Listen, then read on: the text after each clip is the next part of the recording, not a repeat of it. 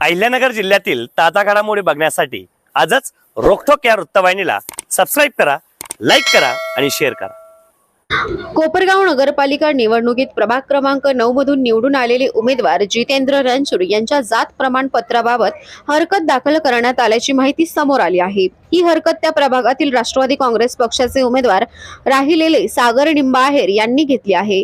या संदर्भात आज दिनांक 23 फेब्रुवारी रोजी दुपारी 4 वाजता अधिकृत पत्रकार परिषद घेऊन ॲडव्होकेट मुन्ना सय्यद यांनी माहिती दिली. त्यांनी सांगितले की संबंधित हरकत 16 फेब्रुवारी रोजी दाखल करण्यात आली असून ती जिल्हाधिकारी कार्यालय शिर्डी तसेच जात प्रमाणपत्र पडताळणी समिती अहिल्यानगर येथे सादर करण्यात आली आहे.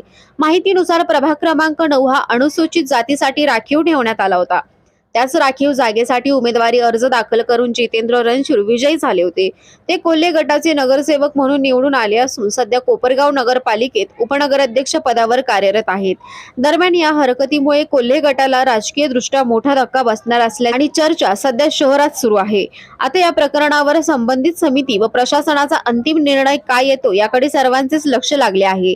सदर प्रकरणी ॲडव्होकेट मुन्ना सय्यद यांनी अधिक माहिती दिली आहे. दरम्यान जात पडताळणी समितीकडून प्रमाणपत्र अवैध ठरल्यास संबंधित सदस्यांची निवडणूक कायदेशीररित्या रद्द होण्याची शक्यता असून त्यानंतर त्या प्रभागाची जागा रिक्त घोषित करून पुढील निर्णय निवडणूक आयोग व शासन स्तरावर घेतला जाऊ शकतो.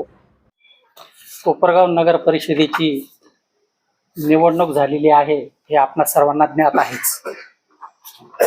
यामध्ये एकूण 30 नगरसेवक जे आहे ते निवडून आलेले आहेत आणि नुकतीच नगराध्यक्ष, उपनगराध्यक्ष, गटनेते, स्वीकृत नगरसेवक यांच्या नेमणुकाही झालेल्या आहे.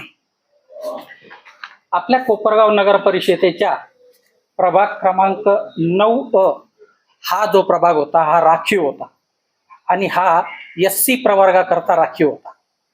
आणि या SC प्रवर्गामध्ये आपले उपनगराध्यक्ष जे आहे जितेंद्र चंद्रकांत रणछोड यांनी SC प्रवर्गामधून 9 या प्रभागातनं आपला अर्ज SC प्रवर्गासाठी भरला होता.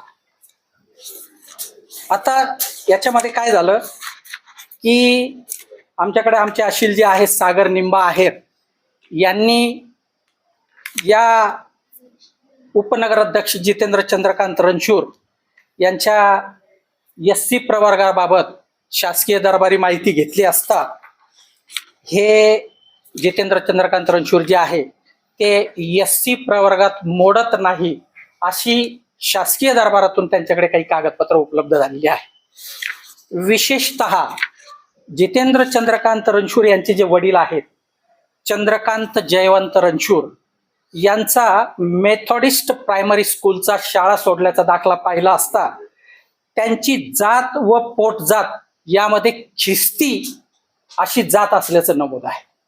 आणि प्रथमदर्शनीच जितेंद्र चंद्रकांत रणछोड जे आहे यांचे वडील जे आहे हे ख्रिस्ती या जातीचे असल्याचे या कागदपत्राच्या आधारावर दिसून येतं. तसंच आम्ही त्यांचं आणखी दुसरा एक दाखला मिळवला, त्यामध्ये बी त्यांची जात जी आहे ती ख्रिस्ती प्रवर्गातच आल्याचं जे काय आहे ते दिसून येत आहे. सर्वात महत्वाचं म्हणजे शासन दरबारी जितेंद्र चंद्रकांत रणछोड जे आहे उपनगराध्यक्ष यांचे वडील शासकीय सेवेत नोकरीला होते. त्यांचं सर्व्हिस रेकॉर्ड जे आहे ते सुद्धा आम्ही आमचे अशील जे आहे सागर निंबाहेर यांच्या मार्फतीनं पाहिलं असता तर त्याच्यामध्ये त्यांची जात इंडियन ख्रिश्चन अशी असल्याचं नमूद आहे असं कागदपत्रावरून प्रथमदर्शनी दिसून येतं. म्हणजेच प्रथमदर्शनी हे उपनगराध्यक्ष जे आहे यांनी प्रभाग क्रमांक 9 SC प्रवर्गामध्ये जरी अर्ज भरला असला तरी त्यांच्या वडिलांची जात ही ख्रिस्ती असल्याचं प्रथमदर्शनी दिसून येत आहे. आणि त्यामुळं त्यांनी हा जो SC प्रवर्गातून फॉर्म भरून जे निवडून आलेले आहे ते प्रथमदर्शनीच बेकायदेशीर असल्याचं दिसून येतं. त्यामुळं आम्ही आमचे अशील सागर निंबाहेर यांच्या मार्फतीनं जात प्रमाणपत्र पडताळणी समितीकडे सुद्धा अपील दाखल केलेलं आहे. तसंच त्यांनी जो जातीचा दाखला मान्य उपविभागीय अधिकारी साहेब शिर्डी यांच्याकडून मिळवला त्याच्या विरुद्ध सुद्धा आम्ही शिर्डी येथील कलेक्टर साहेबांकडे जे आहे ते आम्ही अपील दाखल केलेलं आहे. आणि सदरचं अपील जे काही आहे ते जातीचे प्रमाणपत्र देण्याचे व त्याच्या पडताळणीचे विनियम अधिनियम 2000च्या तरतुदीनुसार केलेलं आहे. त्यामुळं प्रथम दर्शनीच जितेंद्र चंद्रकांत रणशूर उपनगराध्यक्ष यांच्या वडिलांची जात जी आहे ती खिस्ती कागदपत्राच्या आधारे दिसून येते. त्यामुळे आमच्या आशिराचं असं म्हणणं आहे की जितेंद्र चंद्रकांत रणशूर हे जे आहे हे SC प्रवर्गात येत नाही.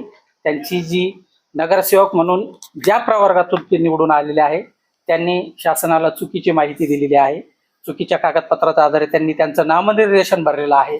ह्या सगळ्या बाबी आम्ही वरिष्ठांकडे, जिल्हाधिकाऱ्यांकडे किंवा जात प्रमाणपत्र पडताळणी समितीकडे जे आहे त्या चॅलेंज केलेल्या आहे आणि त्या सध्या त्याची जी कार्यवाही आहे ती चालू आहे.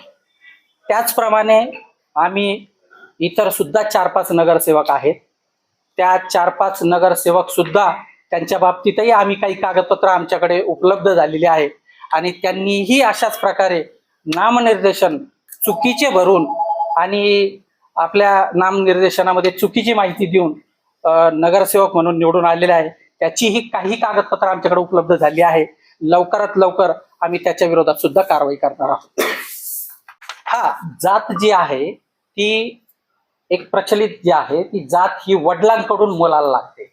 मग जितेंद्र चंद्रकांत रणशूर यांच्या दाखल्यावर जरी त्यांची जात हिंदू महार जरी असली तरी त्यांच्या वडिलांची जात ही ख्रिश्चन असल्यामुळे आमचं असं म्हणणं आहे की आमच्या आशिराचं असं म्हणणं आहे की कागदपत्राच्या आधारे तो जो काही जातीचा दाखला त्यांना निर्गमित केलेला आहे तो चुकीचा केलेला आहे. त्या बाबतीत जो काही आहे न्यायालयासमोर होणारच आहे.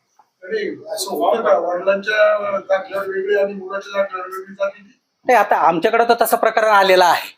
आता याच्या बाबतीतलं जे काही निराकरण आहे ते मान्य न्यायालयापुढे होणारच आहे आणि त्या बाबतीत आम्ही फर्म आहोत की हे जी काही कागदपत्रे जी आहे ती चुकीची आहे, त्यांची जातही चुकीची आहे. त्या बाबतीत आम्ही कारवाई चालूच केलेली आहे. नाही, काय असतं की जाती ज्यावेळेस नामनिर्देशन करतो त्यावेळेस काही दिवसानंतर जात पडताळणी करावी असे नियम आहेत. त्यामुळे ते विदिन 6 मंथ म्हणा किंवा काय कायद्याच्या तरतुदीप्रमाणे ते त्यांचं जात पडताळणीचा दाखला दाखल करतील, जात पडताळणी झाली तर. परंतु हा दाखलाच चुकीचा आहे त्याच्याकरता आम्ही जात पडताळणी समितीकडेच ऑब्जेक्शन घेतलेलं आहे ना. अजून तो विषय प्रलंबित आहे आणि त्यामध्ये आम्हाला यश येणार आहे आम्हाला खात्रीच आहे. त्यामुळे आम्ही तिथे भांडणारच आहोत की ही प्रथम दर्शन चुकीचं आहे म्हणून कागदपत्राच्या आधारे. राज्यात अजून ठिकाणी अशा काही घटना घडलेल्या आहेत त्याचे देखील न्यायालयात प्रलंबित आहे. हाच विषय असेच जातीच्या संदर्भात. बरं, हा नाही असेल ना, अनेक ठिकाणी अशा प्रकारची जातीची प्रकरणं प्रलंबित असतील. त्या बाबतीत वेगवेगळ्या ठिकाणी त्याप्रमाणे कार्यवाही चालू आहे. नाही, आता याच्यामध्ये कसं असतं की जनरली असं पाहण्यात येतं की एखाद्या निवडून आलेल्या नगरसेवकावर किंवा ग्रामपंचायत सदस्यावर असो अशा प्रकारचे जेव्हा आरोप प्रत्यारोप केले जातात आणि कागदोपत्री पुरावा सादर केला जातो तर समोरची पार्टी वेळ काढूपाना नेते. तर यामध्ये पर्टिक्युलरली आम्ही ह्या पर्टिक्युलर पार्टीला कोणताही वेळ देणार नाही. आम्ही जिल्हाधिकाऱ्याकडे असो किंवा न्यायालयाकडे असो किंवा जात प्रमाणपत्र पडताळणी समितीकडे असो तिथं योग्य वेळेत आणि शक्य तितक्या लवकर याचा निकाल आणि त्याचा छडा आम्ही लावणार आहोत. हो आहे ना टाइम लिमिट. त्याकरताच आम्ही त्या टाइम लिमिटची मागणी करणार आहोत.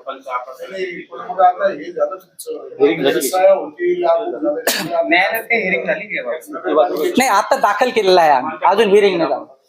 नाही, आता हे जे आहे याच्या बाबतीमध्ये आम्ही प्रांताने जो दाखला दिला त्याच्या बाबतीत शिर्डी कलेक्टरकडे अपील दाखल केलेला आहे आणि प्लस यांचे जात प्रमाणपत्र पडताळणी समिती जी आहे अहमदनगरच्या कार्यालयाकडे तिथे आम्ही आमची हरकत नोंदवलेली आहे.